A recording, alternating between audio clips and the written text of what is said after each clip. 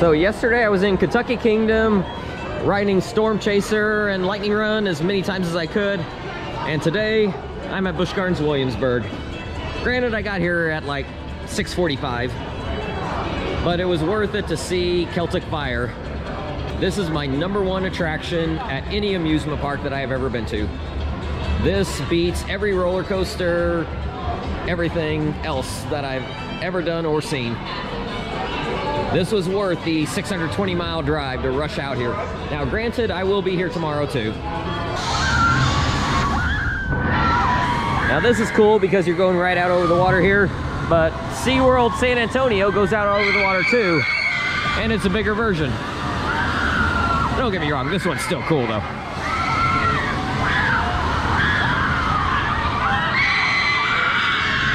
Loch Ness Monster heading up the lift hill.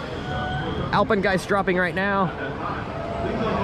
Even if I've always considered Griffin to be the, well, I hate using the word worst of the B&M dive coasters because it's still a great ride. Even though I prefer all the others, it's still a great ride. Alpengeist is my 3rd favorite invert. Loch Ness Monster, one of my favorite arrows. So DarKoaster, I could rope drop it tomorrow, but it's down to a 1-hour wait, so I think I'll just take care of it tonight. I do not know the backstory. I have no history with the original ride that was in here, so a lot of that stuff is going to be lost on me, but I'll enjoy the ride. Okay, never mind. The rumors are true. This is the slowest moving line in the history of all lines. You don't move for like 5 minutes and then you scoot up like 3 people. And I think that's only because of people leaving the line in front of you. I don't know what's going on. But I will rope drop this tomorrow and get my 1 lifetime ride on it. So I did Pantheon at night instead. That was the right move. No reason to do DarKoaster at night, with it being an indoor ride. Pantheon at night though, that was awesome. You could see a little bit out on the course, but there were some elements I couldn't see coming.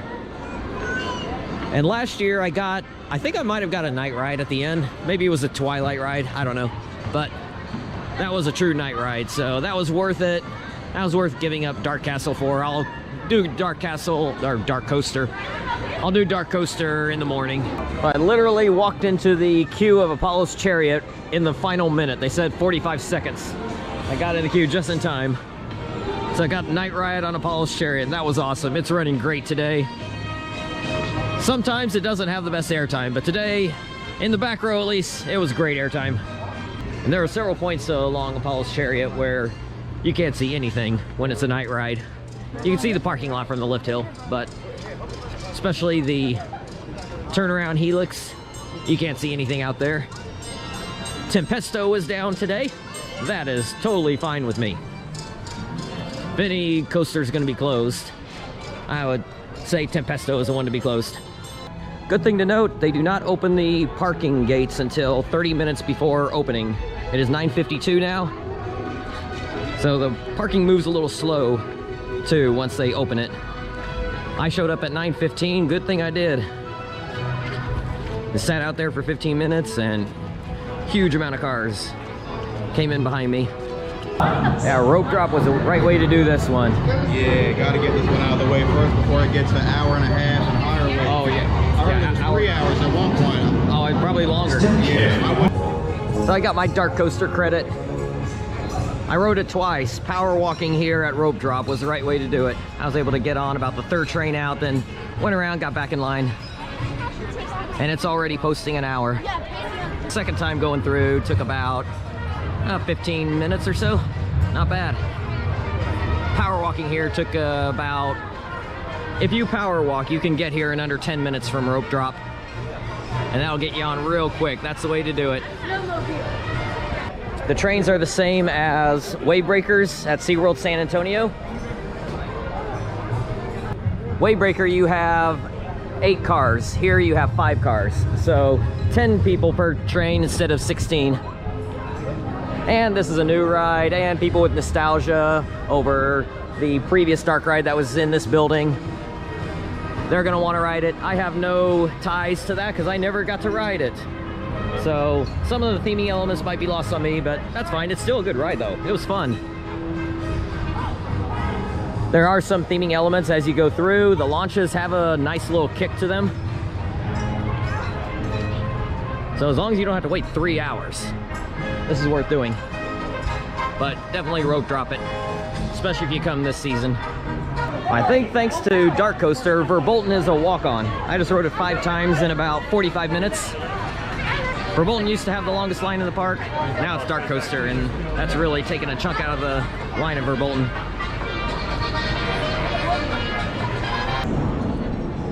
And Pantheon posting 15 minutes. For the record, between Verbolten and DarKoaster, Verbolten is easily better. Though DarKoaster has some decent theming elements and some good launches. Verbolten has the launches, the theming, and airtime. A big drop. Just overall, it's easily better. So I advise to rope drop DarKoaster, then get a few rides on Verbolten, then come over here to Pantheon. Although, if they're gonna expect wind later in the day, you might want to start with Pantheon because it's very sensitive to wind. So I got 5 laps on Pantheon in about 1 hour and 10 minutes. Line's a little longer now, but I waited out the front row for that 5th ride, so that took a little longer. I do think that this is better in the front row. Like, everyone's gonna want the back row for the main drop, but actually I think the front is best. You get 2 moments of airtime.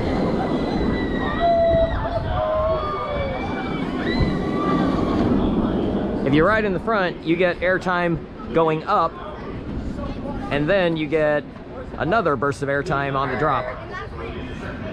In the back, you gotta wait until the drop to get the airtime, although it is quite strong. The outer bank is great in every row. You get it more instantaneous in the front row though. The 0G stall is great in every row. Now this that final wave turn into the brakes right there, that seemed to be better in the back. That first inversion right there is better in the front. You get more hang time, longer hang time.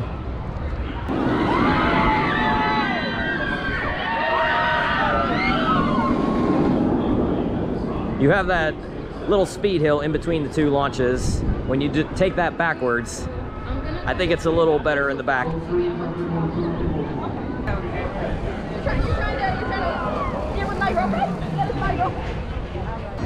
Did a few rides on Apollo's Chariot, then a couple on Loch Ness Monster. Nessie will live forever. Next to last row is the way to go on this one. Get some airtime on those 2 drops around the beginning of the ride.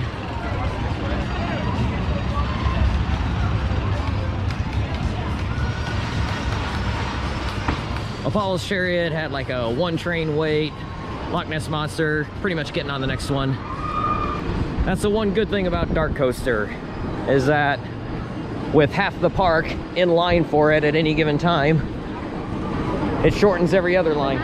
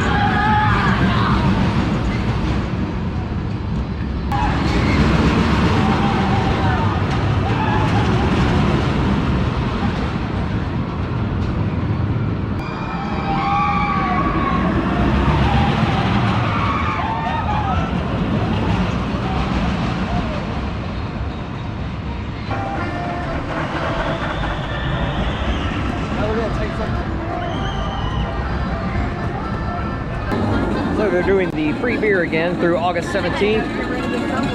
It's in this area, whatever you call it. Not too far from Alpengeist or DarKoaster, kind of right in the middle. And it's all Bud Light.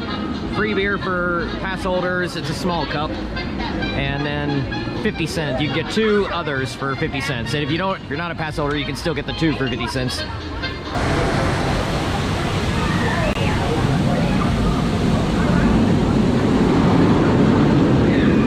We're waiting here for about 10 minutes and they finally sent a train out. But I rode Alpengeist a couple times earlier. It was riding a bit shaky today. It's still good, but not as good as in past years.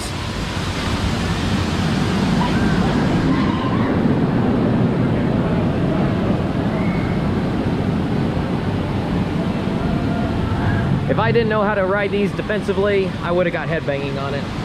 I think at one point I said Alpengeist is my 3rd favorite invert. I think I might bump it down to my 5th favorite, but B&M inverts aren't really my thing. I have a hard time with headbanging on them usually. So I did get on Invader a couple times. It's definitely a lot rougher now than it was in 2018 when I was here. In 2018, Invader was like so smooth, but not anymore. It's a bit rough, not too bad though. And yes, that's Pantheon sign saying 5 minutes. I don't know if that's true or not, but it's a station wait.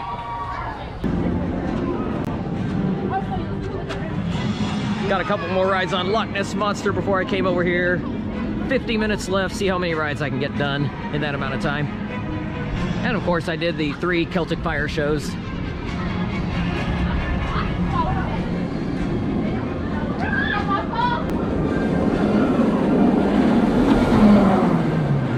You know, I said that sometimes Busch Gardens Williamsburg doesn't have very fast operations. Well, that's only with a few of the rides. But Pantheon, they are killing it. Loch Ness Monster, Apollo's Chariot always moves fast. And oddly enough, Bolton was moving fast earlier today at least. But Pantheon, it has been up all day. This will be my 10th ride, 5th in the last 40 minutes.